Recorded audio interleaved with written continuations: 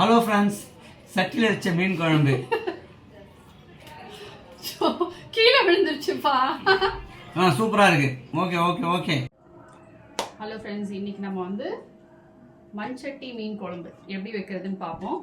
So இந்த மண்சட்டி நான் வாங்கியிருக்கேன். புதுசாக யாராவது மண்சட்டி வாங்குறீங்கன்னா அதே நாள் யூஸ் பண்ணாதீங்க. முன்னாடி நாள் வந்து நம்ம அரிசி சாப்பாடு வடிப்போம் இல்லையா, அந்த கஞ்சி ஊற்றி இந்த சட்டி வந்து ஊற வச்சுட்டு அடுத்த நாள் எண்ணெய் தடவை வச்சுட்டு நீங்கள் சமைக்க ஆரம்பிக்கணும். இவர் வந்து கெஸ்ட்டு, நம்ம சமைச்ச உடனே சாப்பிட போகிறாரு. ஹலோ ஃப்ரெண்ட்ஸ், சரி நம்ம சமைக்க ஆரம்பிக்கலாம். நான் சட்டி வச்சுருக்கேன். சட்டி காயட்டும். இதுக்கு நான் வந்து செக்கு கடலெண்ணெய், செக்கில் வாங்கின எண்ணெய் யூஸ் பண்ண போகிறேன். காஞ்சதுக்கு அப்புறம் என்ன பண்ணுங்க, எண்ணெய் ஊற்றிக்கோங்க. அவ்வளோதான். எண்ணெய் காயட்டும். எண்ணெய் காஞ்சிருச்சு. என்னம்மா இவ்வளோ எண்ணெய் ஊற்றிருக்கா? அது செக்கு எண்ணெய் இப்படிதான் நுர வரும், அதனால அப்படி தெரியுது. இதில் நான் வந்து கடுகு, ஜீரகம், வெந்தயம் எல்லாம் போட்டிருக்கேன். பொரிஞ்சு வரட்டும். பொரிஞ்சு வந்ததுக்கு அப்புறம் கருவேப்பிலை போட்டோன்னே வெடிக்கணும். அப்பதான் எண்ணெய் சூடாக இருக்குன்னு அர்த்தம். பூண்டு பாருங்க, நான் சின்ன பூண்டு, நாட்டு பூண்டு உரிச்சிருக்கேன், அதை சேர்த்துக்கிறேன். கருவேப்பிலை ஸ்மெல் தூக்குதா? நீங்கள் கிட்ட என்ன தெரியும்.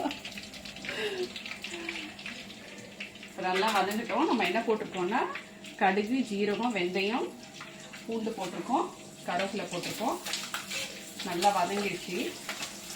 வதங்கினதுக்கப்புறம் சின்ன வெங்காயம் பாருங்க, சின்ன வெங்காயம் உரிச்சு வச்சுருக்கேன். இது கூட ஒரு பெரிய வெங்காயம் பாதியாக கட் பண்ணி வச்சுருக்கேன்.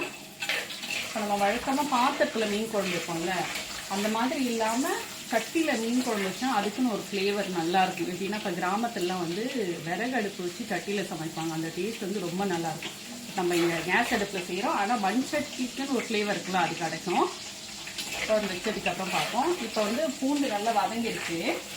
இது பாருங்க, வதங்கிடுச்சு. இப்போ நான் வெங்காயம் சேர்த்துக்கிறேன். வெங்காயம் சேர்த்து வெங்காயத்தை நல்லா வதக்கிக்கோங்க. இது கூட வந்து நான் ஒரு பச்சை மிளகாய் கீரி போட்டால் ரொம்ப காரம் இருக்கும், அதனால் நான் கீராமல் லைட்டாக கொஞ்சம் ஒரு கட் பண்ணி போட்டுக்கிறேன். இது நல்லா வதக்கிடுவோம். இது நம்ம வதங்கட்டும். அதுக்குள்ளே என்ன பண்ணலான்னா நான் ஒரு 3 தக்காளி வச்சுருக்கேன். வெங்காயம் வதங்கின்னு இருக்கேன். இதை ஸ்லோ பண்ணிடலாம். ஸ்லோ பண்ணிவிட்டு அதுக்குள்ளே தக்காளி கட் பண்ணிக்கலாம். 3 தக்காளி எடுத்துக்கிறேன்.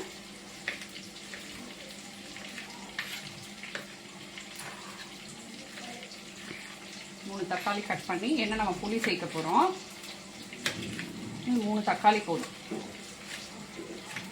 சாரி, கீழே விழுந்துருச்சு.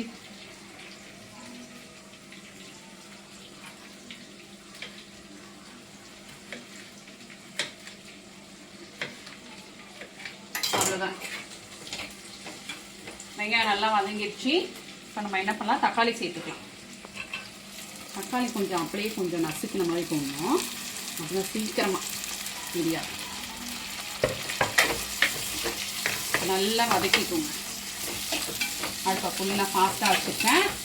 அது நல்லா வதங்கட்டும்.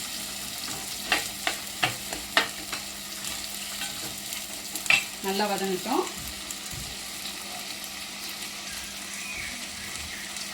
சாப்பாடு ரெடி ஆகிடும். அதுக்குள்ளே ஸ்லோ பண்ணிடுவோம்.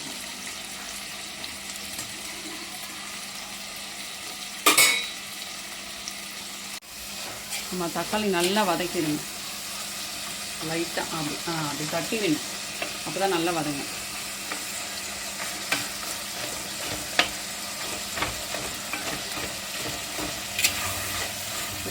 அப்படிதான் சமைச்சிடுறீங்களா நீங்களே? அது ரொம்ப கஷ்டம்.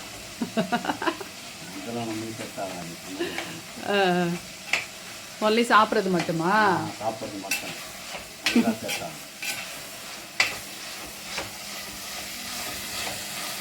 வதங்கிடுச்சு. நான் என்ன பண்ணுறேன், கொஞ்சம் மஞ்சத்தூள் சேர்த்துக்கிறேன்.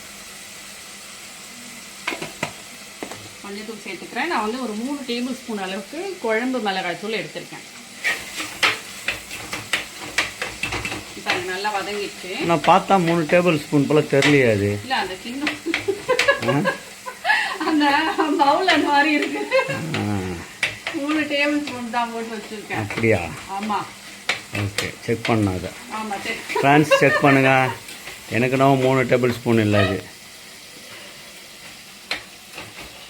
ஓகே, இப்படியெல்லாம் நீங்க பேசினீங்கன்னா உங்களுக்கு சாப்பாடு இல்லை, குழம்பு இல்லை. பாருங்க, இப்போ இந்த மிளகாத்தூள் இதோட போட்டுக்கிறேன்.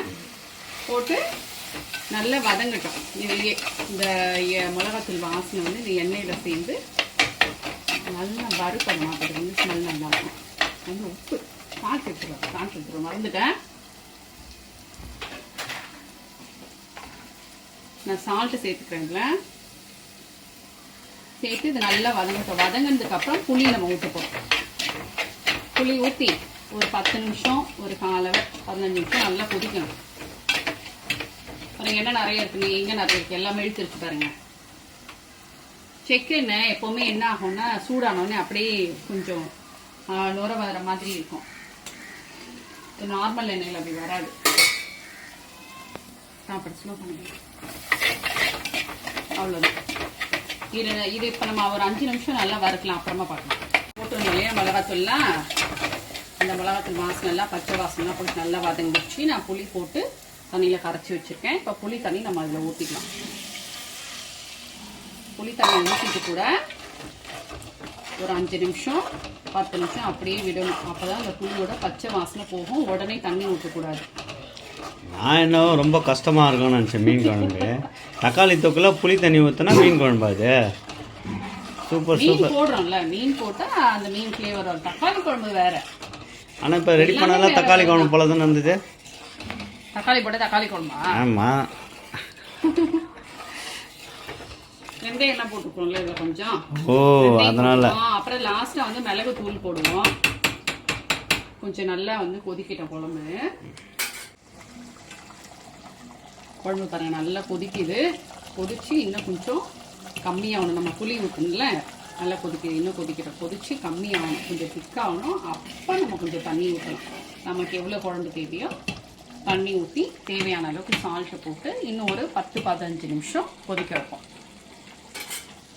நல்லா கொதிச்சிருச்சு. கொதிச்சு நல்லா சுண்டி வந்து இந்த டைமில் நான் வந்து தண்ணி ஊற்றிக்கிறேன். நமக்கு எவ்வளோ குழம்பு வேணுமோ அந்த அளவுக்கு தண்ணி ஊற்றிக்கோங்க. ஒரு 15 நிமிஷம் நல்லா கொதிச்சு குழம்பு கொஞ்சம் திக்காக வரணும். அதுக்கப்புறம் நம்ம மீன் போட்டு ஒரு 5 நிமிஷம் இல்லை ஒரு 7 நிமிஷத்தில் ஆஃப் பண்ணிடலாம். அளவுக்கு நம்ம உப்பு போட்டுட்டோம்.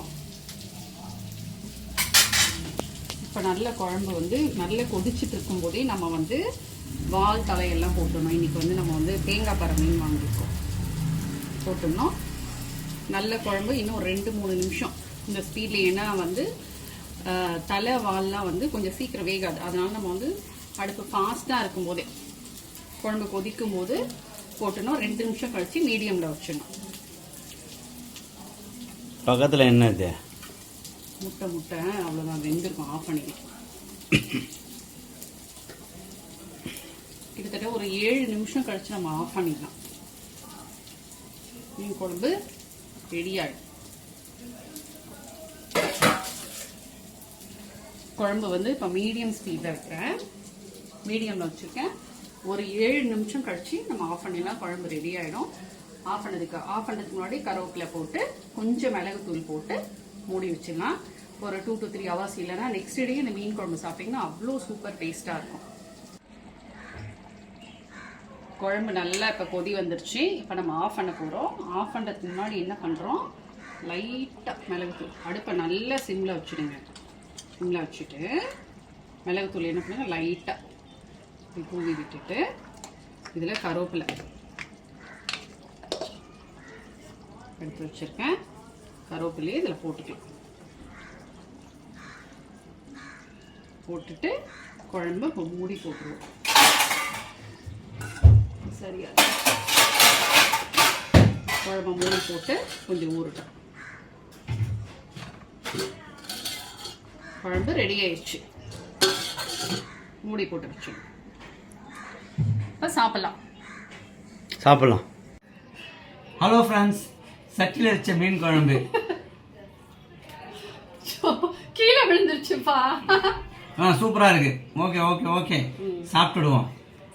இப்போ மேடமும் சாப்பிட போகிறாங்க.